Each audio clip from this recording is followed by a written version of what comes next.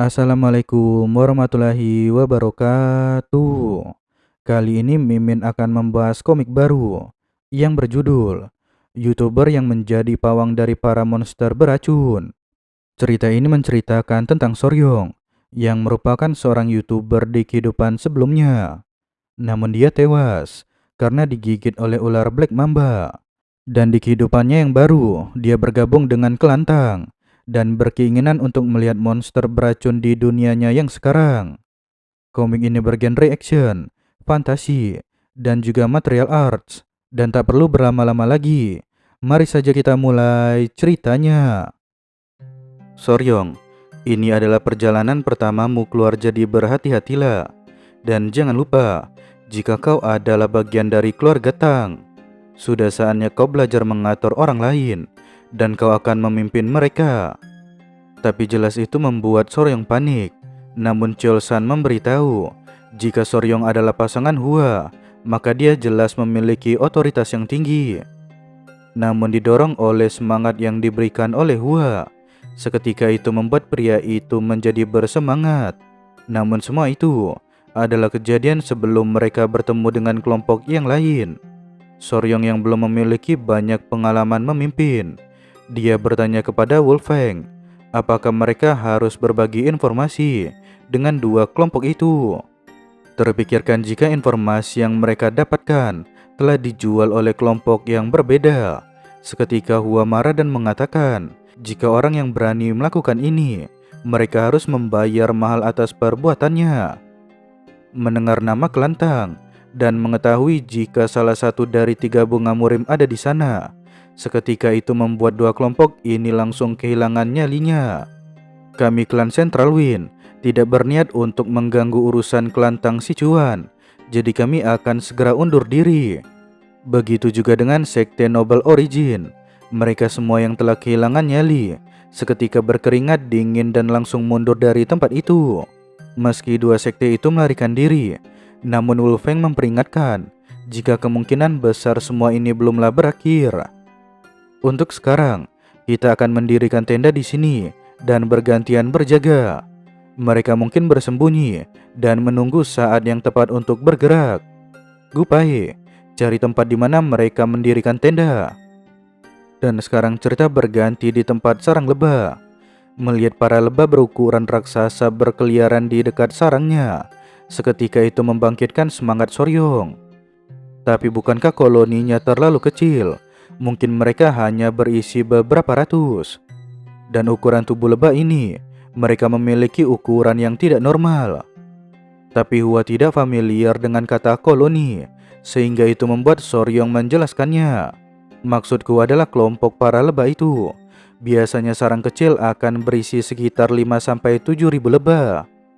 Namun tentu saja, pengetahuan zaman ini tertinggal jauh dari kehidupan Soryong sebelumnya. Dan itu membuat Hua bertanya, bagaimana bisa Soryong mengetahui jumlah lebah yang ada di sarang, sementara dia sendiri tidak memasuki sarang lebah.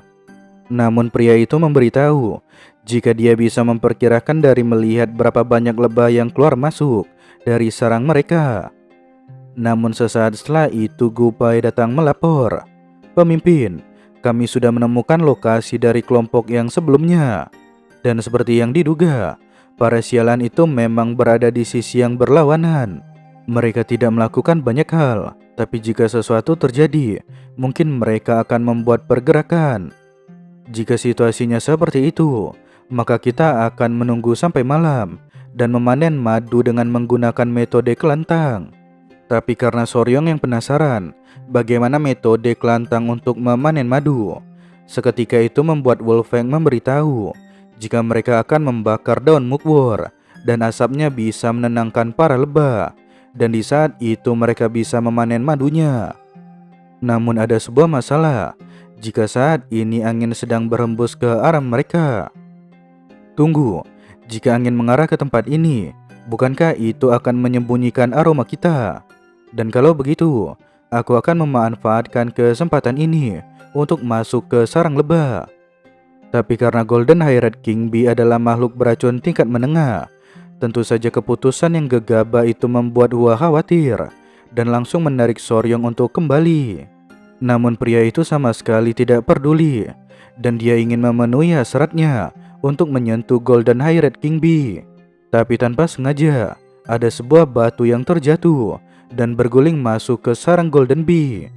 Mendengar suara dengungan yang sangat keras, seketika itu membuat mereka berdua langsung panik. Dan tidak lama setelahnya, gerombolan Golden High-Red King Bee keluar dari sarang mereka, sehingga membuat Hua langsung menarik Soryong untuk mundur. Dan sekarang cerita lewat ke beberapa saat kemudian. Apa tidak ada cara lain? Jika kita menyalakan api melawan arah angin, maka kami akan terjebak di antara para sialan ortodoks dan juga sarang lebah. Dan lagi pula, Golden High-Red King Bee agak berbeda dari lebah yang ku ketahui.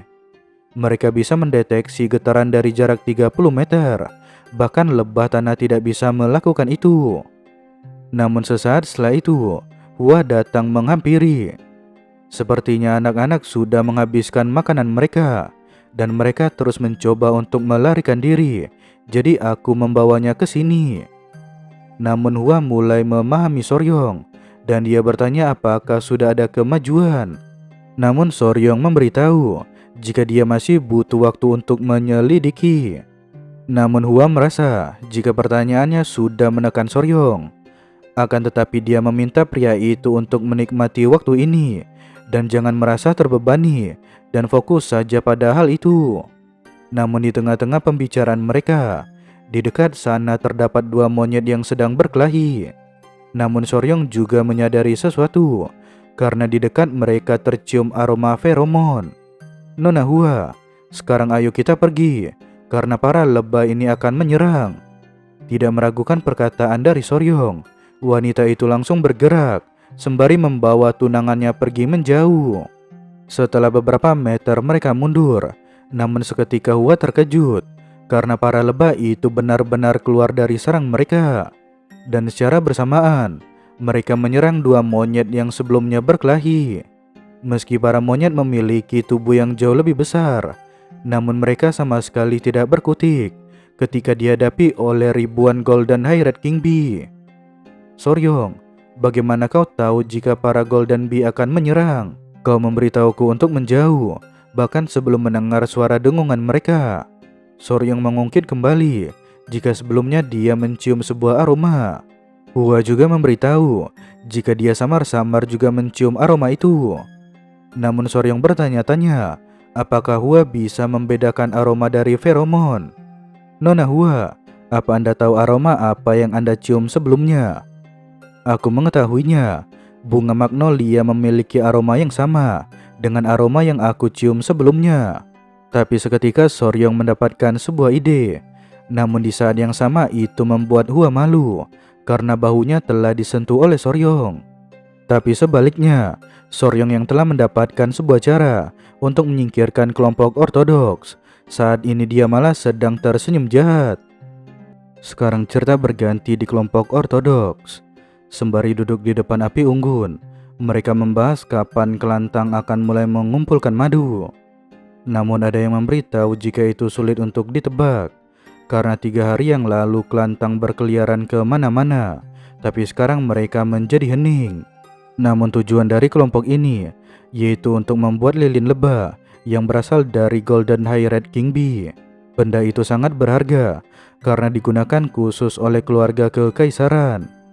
Kelompok ini berharap jika kelantang gagal dan tersapu bersih. Tapi karena ada salah satu dari 3 bunga murim di sana, mereka berniat untuk mengawasinya dan memastikan jika wanita itu tidak tewas. Dan salah satu orang mengatakan, siapa tahu jika salah satu dari mereka mungkin saja nanti akan menjadi menantu dari kelantang. Namun ketika mereka yang terlalu asyik berangan-angan, secara tiba-tiba terciumlah sebuah aroma yang sangat manis. Tapi di kelompok ini sama sekali tidak ada yang mengetahui sebenarnya bau apa yang mereka cium itu. Namun ada yang mengira-ngira jika ini hanyalah bau manis dari sebuah bunga. Dan ketidaktahuan itu seketika langsung membawa petaka kepada mereka. Sesaat setelahnya mereka mendengar sebuah dengungan yang sangat keras, dan tak lama setelah itu, mereka melihat ribuan Golden Haired King Bee yang saat ini terbang di atas langit. Namun orang-orang ini langsung kocar-kacir melarikan diri ketika melihat tujuan dari para lebah itu adalah ke tempat mereka. Namun tetap saja, para lebah ini lebih cepat dari orang-orang itu, sehingga mereka menjadi bulan-bulanan dari serangan Golden Haired King Bee. Dengan penyerangan skala besar ini, banyak makanan dan juga minuman yang jadi berserakan di mana-mana. Namun Soryong dan kelompoknya, mereka mengawasi keadaan dari tempat yang aman. Soryong, sebenarnya apa yang kau lakukan? Aku tidak mengira jika para lebah itu akan sangat marah karena aroma bunga ini.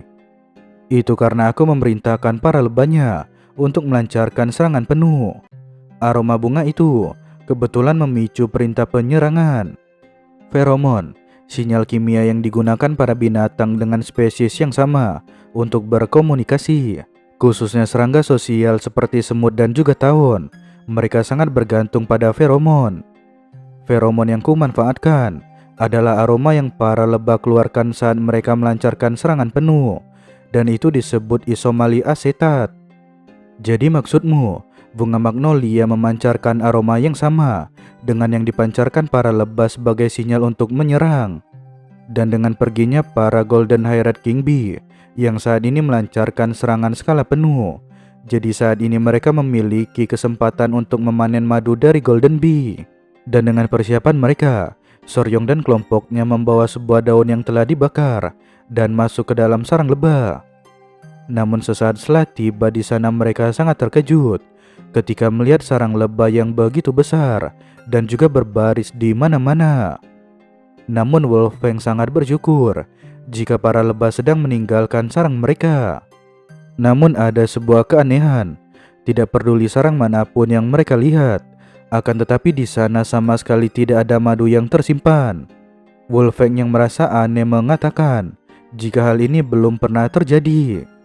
Namun Soryong menyadari sesuatu, jika tidak ada satupun telur di sarang para lebah, dan kemungkinan besar sejak dari awal para lebah sedang bersiap untuk migrasi. Dan itulah alasan kenapa para lebah mengkonsumsi semua madu dan menyimpannya di perut mereka. Dan penyebabnya, kemungkinan para lebah merasakan terlalu banyak kehadiran manusia di sekitar mereka. Saat para lebah bersiap untuk migrasi, mereka berhenti bertelur dan mereka sudah tidak lagi memiliki kapasitas untuk melindungi larvanya. Namun di antara sarang-sarang itu, Soryong melihat ada sebuah lebah yang tertinggal. Pemimpin, jika Anda terus menggunakan kemampuan material arts tanpa beristirahat, kira-kira berapa lama Anda bisa bertahan? Jika mengatur kecepatan dan berlari dengan stabil, aku bisa bertahan sampai setengah hari. Sesaat setelah itu, Gupai datang dan memberitahu jika para Golden Haired King Bee telah kembali. Wolfgang yang menilai jika situasi jadi berbahaya, dia meminta Soryong untuk segera meninggalkan sarang lebah. Namun di waktu yang singkat, Soryong dengan cepat mengambil sesuatu. Akan tetapi Hua tak ingin menunggu, dan dia menarik pria itu secara paksa. Namun tak ada yang menyadari jika Soryong telah menyelipkan sesuatu di balik bajunya. Dan sekarang cerita berganti di tempat yang berbeda. Syukurlah kita bisa keluar sebelum para lebah itu kembali. Tapi tunggu dulu, Soryong, apa yang sudah kau bawa itu? Dia ini adalah ratu lebah dari para Golden Haired King Bee. Karena di sana tidak ada madu, jadi aku membawa lebah yang bisa membuatnya. Namun itu jelas membuat yang lainnya berkeringat dingin, karena konsekuensi membawa ratu lebah keluar adalah diserang oleh para Golden Haired King Bee yang lain. Namun tak perlu menunggu waktu lama, ratu lebah ini langsung berteriak dan memanggil para kawanannya. Akan tetapi, saat ini Soryong malah tersenyum jahat. Pemimpin skuad, para lebah akan sadar jika ratu mereka menghilang dan akan mulai mengejar. Jadi karena itu sekarang ayo kita melarikan diri. Dan di saat itu juga, dimulailah pengejaran antara hidup dan mati, antara manusia dan juga kawanan Golden Haired King Bee. Dan cerita pun berakhir. Untuk besok, Kemungkinan Mimin akan melanjutkan cerita tentang Yang Cheon. Dan terima kasih atas perhatian kalian semua. Wassalamualaikum warahmatullahi wabarakatuh.